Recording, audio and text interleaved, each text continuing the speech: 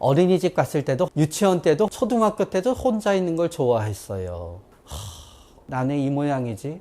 사회불편 장애로 가장 고통받으시는 분들은 의외로 누구냐? 여러분 걱정하지 마세요. 정신건강의학과 전문의 최명기입니다. 오늘은 최명기의 마음 편한 TV 구독자님들께 대인기피증에 대해서 말씀드리고자 합니다. 우울증의 가장 대표적인 증상이 혼자 있고 싶은 것입니다. 우울증은 번역이 잘못됐습니다. 우울증은 영어로 디프레션이에요. 푹 꺼지는 거지요. 제가 여러분께 뭐를 얘기하잖아요. 익스프레션이에요. 여러분이 제 얘기를 듣고 나서 그럴듯한데? 하고 인상에 남잖아요. 임프레션이에요. 영어에서 D는 전부 다 없어지는 겁니다. 한마디로 말하면은요, 기력이 약해지면서 나를 제대로 통제하지 못하고 기운을 쓰지 못하는 게 병이 되는 거예요. 그렇기 때문에 디프레션이 되면은 우선 재밌는 게 없습니다. 사람들이랑 만나서 보통 우리 만나서 뭐 할까요? 밥 먹습니다. 그런데 남들은 맛있게 먹지만요, 나는 입맛이 없어요. 그러고 나서 나는 끼적끼적 먹으면은 친구들이 그래요. 너 다이어트 하냐? 그러면은 우울증일 때 그런 얘기 듣잖아요. 비아냥거리는 것 같아서 속이 상해요. 그러고 나서 음식값 내려고 하잖아요. 밥도 조금 먹었는데 음식값 내려니 너무너무 속이 상해요. 그래서 일단 입맛이 떨어지기 때문에 누군가를 만날 수가 없어요. 그리고 우울증이 되잖아요. 많은 경우에 어떤 분들은 해 떨어지면은 팍 우울해지면서 기분이 상해요. 그런데 그분이 아침에 전화해서 약속 잡았어요. 오늘 저녁 때 만나자. 겨울인데 해가 떨어졌어요. 그러면 갑자기 나갈 기운이 없어져요. 그러다가 보니까 대인기피증으로 생각하게 되지요. 반대인 분도 있어요. 밤 10시가 되면은 원기를 되찾아요. 디프레션일 때. 이제 아침이 되잖아요. 못 일어나요. 친구들이 다 나를 비난하지요. 쟤는 맨날 약속 안 지켜. 그런 게 반복되게 되면은 친구들이 다 나를 싫어하는구나 하고 또 대인기피가 되게 되는 거예요. 그리고 우울증이 되게 되잖아요. 그러면 무기력하고 피곤하고 자신감도 떨어지고 아무것도 안 될 것 같고 너무나 내가 싫어져요. 그러면은 남들을 만나게 될 때 우리는 내가 그래도 좀 괜찮은 사람일 때 남을 만나게 되거든요. 남들만 만나잖아요. 나는 쟤보다도 못해. 나는 이 모양이지. 또 반대로 제가 하는 얘기도 나를 비꼬는 것 같고 제가 하는 얘기도 비꼬는 것 같고 화가 나서 잠을 못 자기도 해요. 그러니까 사람을 갖다 안 만나게 되는 거지요. 근데 극단적으로는 이런 경우도 있어요. 우울하거나 힘들면요, 가족이 큰 힘이 되는 것처럼 나오잖아요. 내가 우울증에 걸리잖아요. 가족처럼 귀찮은 사람들이 없어요. 가족들이 나한테 뭐를 나쁘게 해서가 아니에요. 옆에 어정어정 되는 것만으로도 왠지 신경이 쓰여요. 그리고 내가 디프레션으로 힘들어서 방에 있잖아요. 벌컥벌컥 들어와요, 우리 엄마. 과일 들고 들어오고 뭐 들고 들어오고, 그런 다음에 밤늦게 잔다고 잔소리하고 아침에는 깨우고, 그러다가 보니 너무너무 혼자 있고 싶어져요. 그래서 어떤 분들은요, 버젓하게 넓은 집에 살거든요. 나와서 혼자 고시원에서 지내는 학생들도 있어요. 몇 달을 그러다 집에 들어가지요. 주부님들은요, 우울증이 심해지게 되시잖아요. 계속 애들이 보채죠. 남편도 뭐 이거 해달라 그러죠. 혼자 있을 공간이 없어요. 그래서 화장실에 들어가서 안 나오게 되세요. 오랫동안 스마트폰 하시면서요. 어떤 주부님들은 차에 내려가서 음악 들으면서 안 올라오신대요. 남편들도 마찬가지예요. 우울증 걸리게 되잖아요. 가족을 등한시해서가 아니라 집에 들어가면은 왠지 깝깝하기 때문에요. 맨날 야근 핑계대고 안 들어가다가 아내한테 오해받아요. 바람났나? 근데 알고 보면은 그거는 아니었던 거예요. 내가 원래 굉장히 활발하고 사람 만나는 거를 갖다 좋아했는데 굉장히 사람 만나는 게 힘들어지고 왠지 사람들이 나를 갖다 뭔가 변변치 않은 사람으로 볼까봐 걱정이 돼서 못 만나게 되고, 혹은 사람들만 만나면은 짜증이 나고, 나는 2, 3년에 한 번 모든 친구들이랑 한바탕 싸우고 잠수 타서 관계가 끊어졌다 이어졌다 하잖아요. 그때는 죄송하지만 나는 대인기피증이 아니라 우울증이 아닌가 생각해 봐야 되는 거죠. 맞습니다. 사회공포증 역시 영화에는 소셜 포비아라고 되어 있지요. 근데 영어의 포비아는 공포인 건 맞아요. 근데 영어의 포비아는 되게 싫어한다는 뜻이 있어요. 우리가 절대로 해서도 안 되며 있어서는 안 되는 단어 중에 지노포비아가 있어요. 지노포비아는 한마디로 말하면은 다른 인종을 엄청나게 싫어하는 거예요. 어떤 의미에서 역설적으로는요, 다른 인종이 너무너무 두렵기 때문에 제거하고 싶은 마음도 있지만, 엄밀히 말하면은 공포와는 약간 결이 다르게 되는 거지요. 그래서 사실은 불쾌하다, 불편하다 쪽이 더 나을 수도 있는 거예요. 사회 공포증보다는 사회 불편장애라는 말을 갖다 많이 사용해요. 사회 불편장애가 있으면요, 세상에서 제일 싫어하는 것들이 몇 가지 있어요. 첫 번째, 회식을 싫어하세요.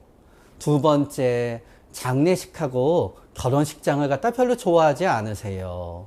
오래된 친척 모임 싫어하세요. 그래서 사회불편장애가 있는 여성분이 결혼하게 되잖아요. 되게 시어머니한테 오해를 많이 받으세요. 왜냐하면 시댁 모임에 가면은요, 가슴이 두근두근대고 너무 불편한 거예요. 그러니까 시어머니가 너는 왜 그렇게 우리 식구들을 싫어하니 그러지요.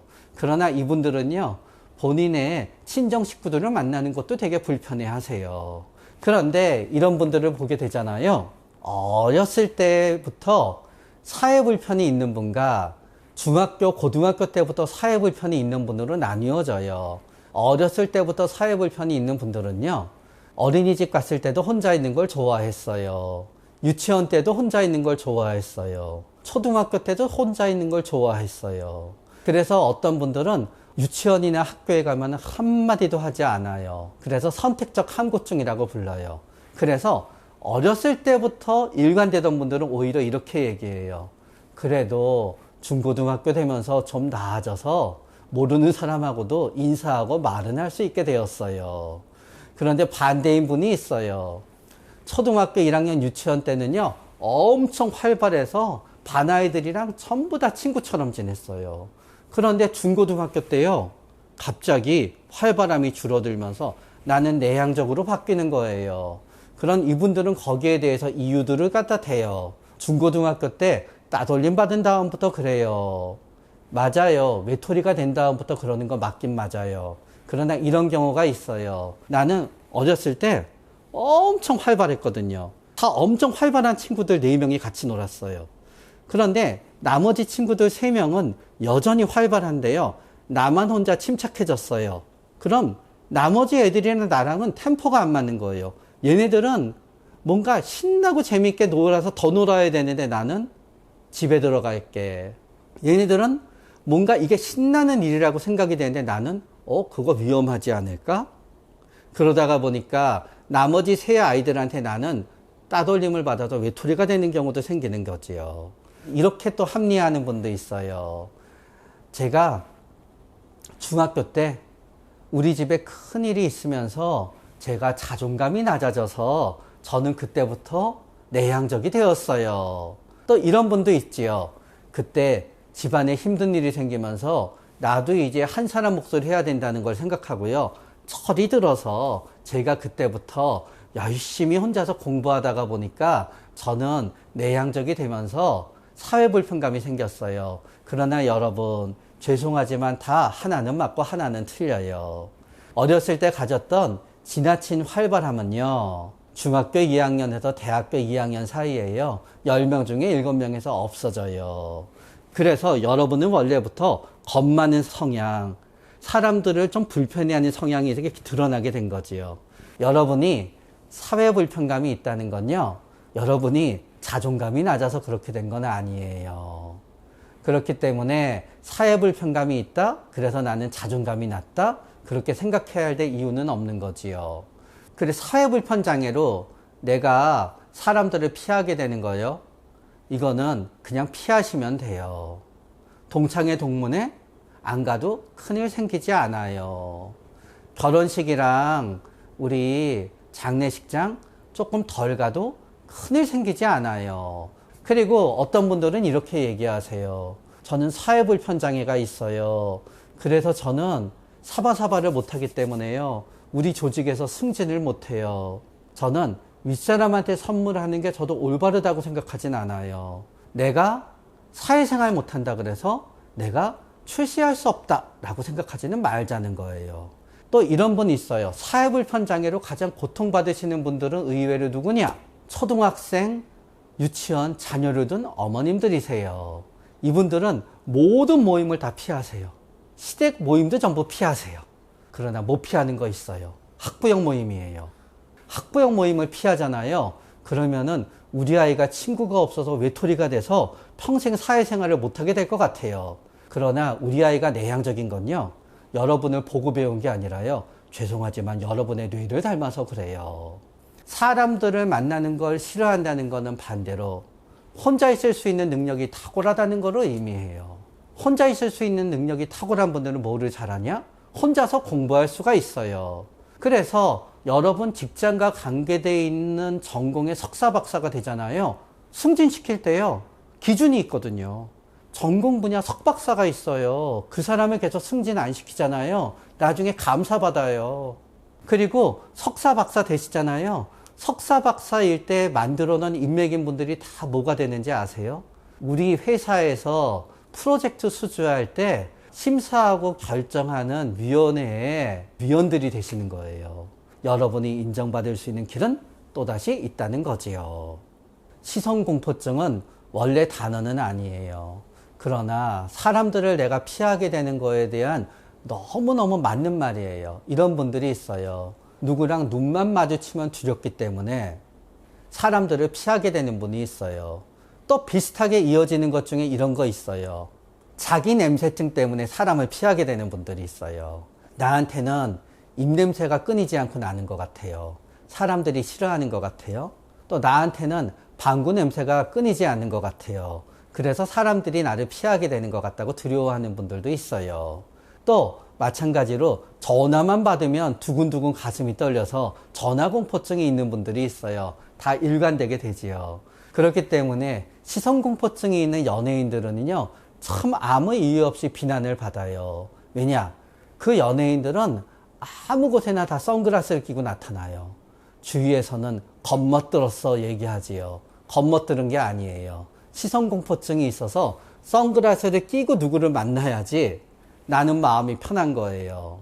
그래서 또 시선공포증이 있는 연예인들은 또 오해받지요. 팬이 다가오잖아요. 달아나세요. 그래서 팬을 무시하는 거를 오해받으세요. 아니에요. 모르는 팬이랑 악수하고 인사하려고 그러면요, 너무너무 무서운 거예요. 자기 냄새증인 분들도 오해받지요. 자기 냄새증이 있으면 방어해야 되잖아요. 향수를 뿌려요.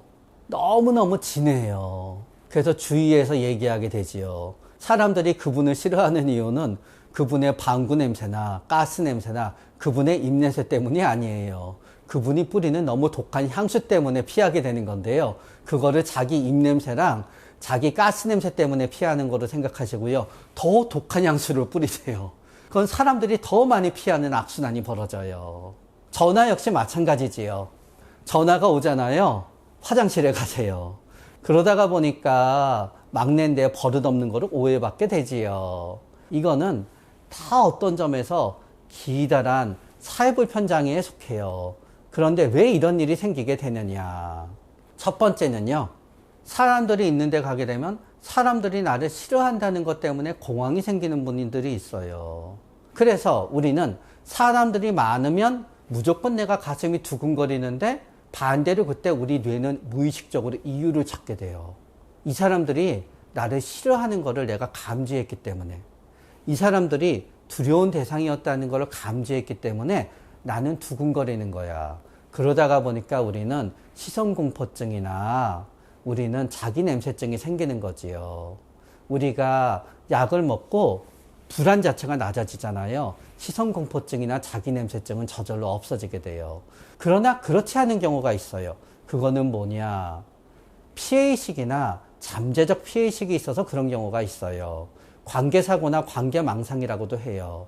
이때는 의심을 하는 내 생각 자체가 문제인 거거든요. 그래서 이럴 때는 도파민 수용체 차단제를 사용하게 되잖아요. 또 그 역시 없어져요. 그렇기 때문에 가벼운 관계사고나 가벼운 피해의식이 있을 때 나는 조현병이구나, 나는 망상장애구나, 병원에 가게 되면은 의사가 나를 그렇게 생각하겠구나 하지 마세요. 정신과 의사한테 중요한 거는요, 진단명이 아니고요, 여러분이 겪는 고통이에요. 그 고통을 없애기 위해서 노력해드리지요, 여러분한테 당장 그런 진단명을 붙이지는 않을 거예요. 오늘은 사람들이 많은 곳에 가면은 갑자기 두렵고 불편해져서 사람들을 피하게 되는 대인기피에 대해서 말씀드렸습니다. 솔직히 그래요. 저는 대인기피 하나도 나쁘지 않다고 생각합니다. 사람을 한 명도 만나지 않고 살아야지 행복하신 분들한테는요, 사람을 한 명도 만나지 않고 살아가는 게 최고의 사회생활이에요. 다만 우리 사회가 그렇게 나를 내버려 두지 않을 뿐이지요, 여러분. 열심히 잘 준비하게 되면 결국 우리 여러분들은요, 한 명도 사람 만나지 않고 살 수 있는 자연인 같은 여러분의 노후를 만들 수 있습니다. 그때를 위해서 지금은 억지로 사람 만나면서 살고요, 그게 너무 고통스러우실 때 찾아오시면은 저희 정신건강의학과 의사들이 여러분을 도와드리겠습니다. 감사합니다.